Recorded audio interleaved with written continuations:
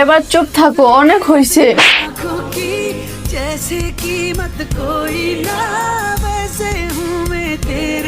এক থাপ্পড় খাই ঠিক হয়ে গেছে, মানুষ হইবা না যাইবা কই।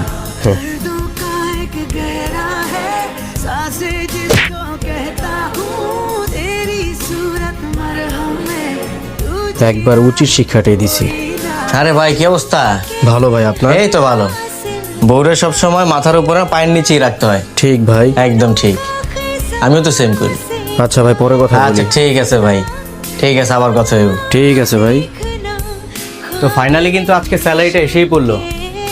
তো চলো বাইরে খেতে যাবে না? এ না মানে আপনি খায় আসেন, আমি ঘরেই খেয়ে নেব না।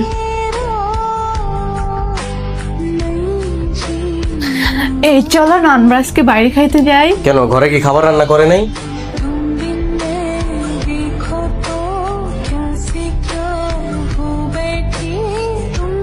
খিরে ও ইদানিং আমার কাছে আসে না, কথা বলে না, তাই আমার কি?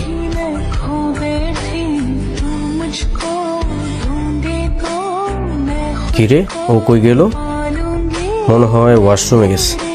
থাক, আসবোই নে, আমি ঘুমায় থাকি। দূর, এখনো পর্যন্ত আসে নাই? কয়টা বাজে? এখনো পর্যন্ত আসে নাই?